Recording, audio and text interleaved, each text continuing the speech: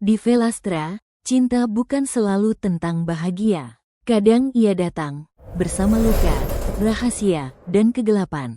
Matahari pagi menyusup lewat celah tirai ruang makan, tapi tak satu pun dari mereka menyambutnya dengan tawa atau sapaan hangat seperti pagi yang seharusnya. Rumah itu, yang dulu terasa megah dan penuh wibawa, kini seperti dipenuhi kabut tak kasat mata, tebal oleh rasa canggung, tegang, dan dingin yang menggigit tulang.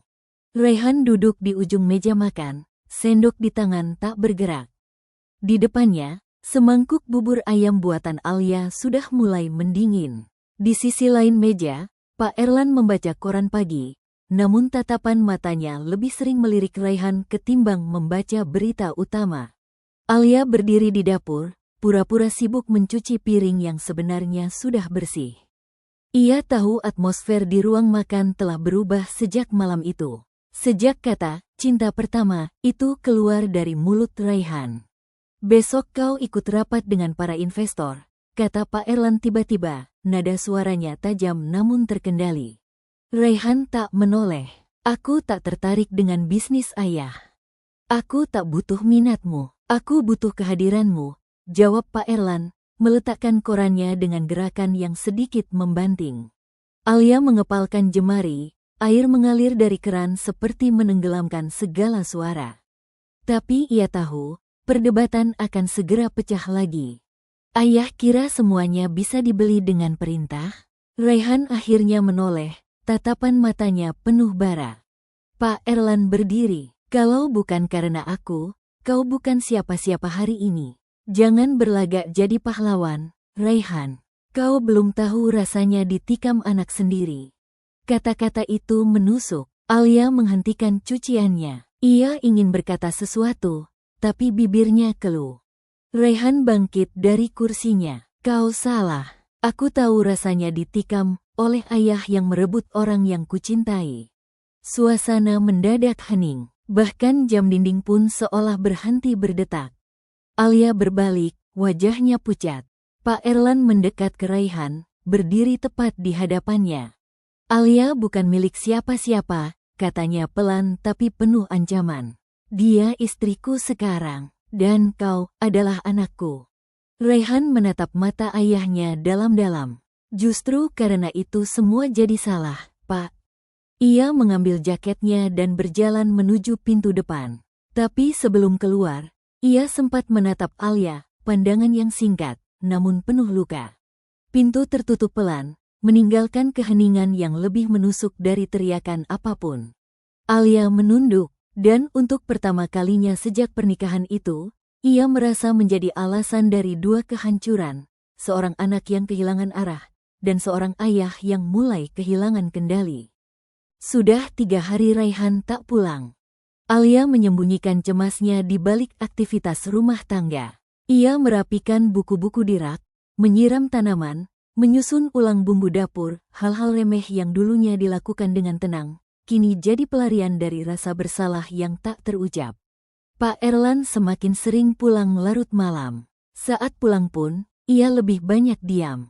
Tatapannya menusuk setiap kali ia dan Alia berada di ruangan yang sama, seolah ia tahu sesuatu tapi memilih untuk membiarkannya membusuk. Suatu malam, hujan turun deras.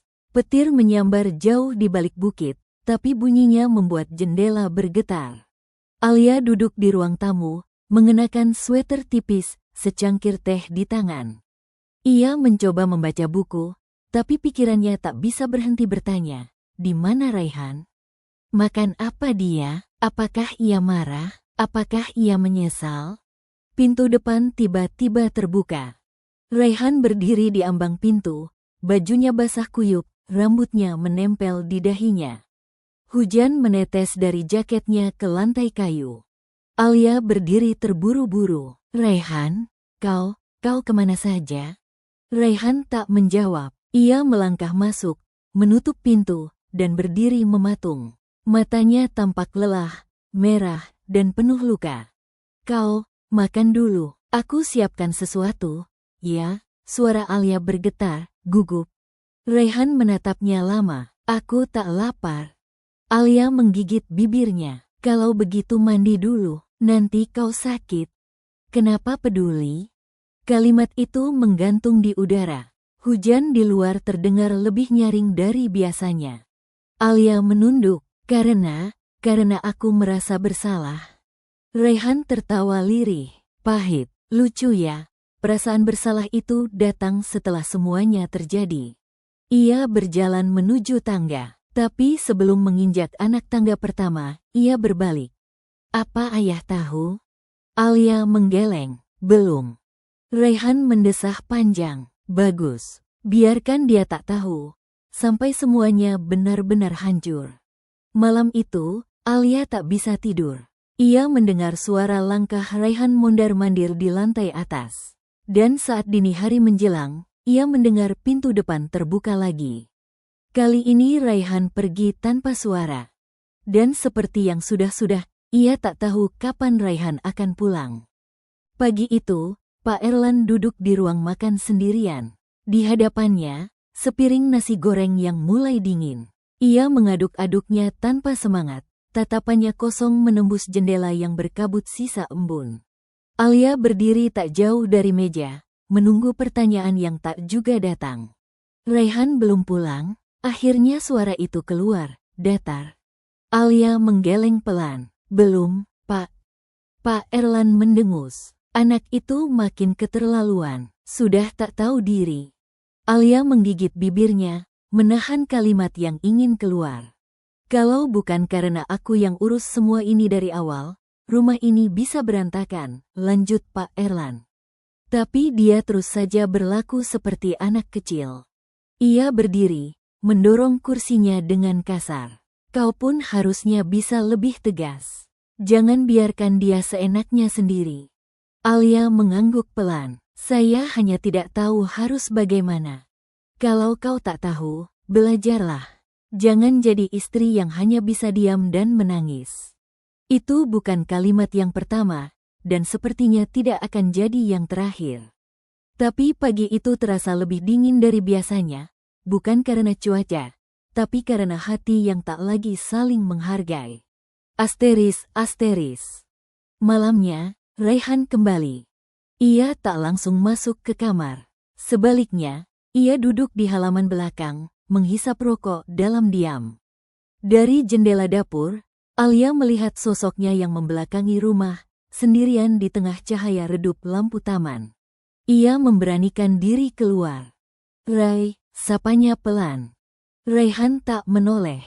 Ayahmu tahu kau kesini? Pak Erlan sudah tidur, jawab Alia jujur. Raihan tertawa pendek. Tentu, dia selalu tidur nyenyak, tak pernah peduli kalau rumah ini sedang retak. Alia duduk di sisi bangku taman, tapi menjaga jarak. Kenapa kau pulang? Aku bosan tidur di mobil, jawabnya sambil menghembuskan asap rokok. Dan, aku masih ingin melihatmu. Suara itu jujur, tapi menyakitkan. Alia menunduk. Rai, kita tak bisa seperti ini terus. Raihan menatap langit. Kita tak pernah benar-benar bisa memilih takdir, Alia. Keheningan mengisi udara di antara mereka. Kau tahu, kata Raihan pelan, setiap kali aku menutup mata, aku berharap rumah ini terbakar saja. Lenyap, biar semua berakhir. Alia menahan napas. Jangan bicara seperti itu. Raihan mematikan rokoknya, berdiri, dan menatap Alia dengan sorot mata yang menyimpan terlalu banyak luka. Bicaraku memang menyakitkan, tapi cintaku padamu jauh lebih menyakitkan. Ia melangkah pergi, meninggalkan Alia sendiri di bangku taman. Dan malam kembali menelan segalanya, seperti biasa. Pagi itu, suasana rumah diliputi keheningan yang mencurigakan. Bahkan suara sendok dan garpu pun enggan bersuara. Pak Erlan duduk di meja makan dengan ekspresi tak terbaca, sementara Alia menyajikan teh hangat tanpa berani menatap matanya. Raihan masuk, raut wajahnya lelah, matanya merah karena kurang tidur. Ia baru pulang menjelang subuh, tapi menolak tidur, seolah tidur hanya akan membuat semuanya lebih rumit. Raihan, suara Pak Erlan menggelegar, mengisi kekosongan pagi itu. Raihan tak langsung menjawab. Ia duduk, menatap secangkir kopi yang belum tersentuh. Kau pulang larut malam lagi. Di mana saja kau? Tanya Pak Erlan, matanya tajam seperti pisau. Raihan mengangkat bahu. Keluar. Keluar. Pak Erlan mengetuk meja. Kau pikir ini hotel? Kau bisa keluar masuk semaumu? Aku tak pernah merasa ini rumah, balas Raihan datar. Hening. Lalu dentuman sendok terdengar keras. Apa maksudmu? Suara Pak Erlan meninggi. Alia terdiam. Tangannya gemetar menggenggam cangkir. Raihan menatap langsung ayahnya. Rumah seharusnya tempat yang damai, bukan ladang perang. Tapi kau lebih peduli pada status dan harga diri daripada kebahagiaan anakmu sendiri. Pak Erlan berdiri. Jaga mulutmu, Raihan. Kenapa? Karena kebenaran itu terlalu memalukan untuk didengar. Raihan juga berdiri. Kau pikir aku bodoh? Menikahi Alia hanya karena dia cantik dan muda? Atau karena ada niat lain yang tak kau akui bahkan pada dirimu sendiri? Alia menutup mulutnya. Air matanya mengalir diam-diam. Tamparan itu datang tiba-tiba. Pak Erlan melayangkan tangannya ke wajah Raihan, keras dan penuh emosi. Raihan tak menghindar. Ia hanya mematung, menerima dengan kepala tetap tegak. Keluar dari rumahku, bentak Pak Erlan. Raihan tersenyum tipis. Dengan senang hati. Ia mengambil jaketnya dan melangkah keluar, tak menoleh sedikit pun. Langkahnya berat tapi tegas, dan untuk kesekian kalinya, pintu rumah itu ditutup dengan kemarahan, bukan cinta. Alia berdiri di ambang pintu, tak tahu harus mengejar atau tetap tinggal. Hatinya terbagi dua antara kewajiban dan keinginan. Dan di belakangnya, Pak Erlan duduk kembali, memegangi kepala. Entah karena marah, atau karena hatinya sendiri mulai goyah, ia tak tahu. Di meja makan, cangkir-cangkir itu tetap penuh. Tak ada yang menyentuhnya, karena tak ada yang benar-benar lapar ketika yang disajikan adalah kepedihan. Langit sore memerah, lalu perlahan kelabu. Hujan turun tanpa jeda, seperti tahu betul apa yang sedang dirasakan mereka yang tinggal di rumah penuh luka itu. Alia berdiri di dekat jendela, memandangi jalanan basah. Sudah 2 hari sejak Raihan pergi. Tak ada kabar, tak ada pesan. Lagi-lagi menghilang, seolah kepergiannya bisa memperbaiki keadaan. Padahal, justru kepergiannya meninggalkan lubang besar yang menganga. Pak Erlan sibuk dengan pekerjaannya, atau pura-pura sibuk agar tak perlu berbicara. Ia bahkan tak menyapa Alia selama 2 hari itu. Hanya tatapan yang makin dingin dan langkah-langkah yang makin jauh.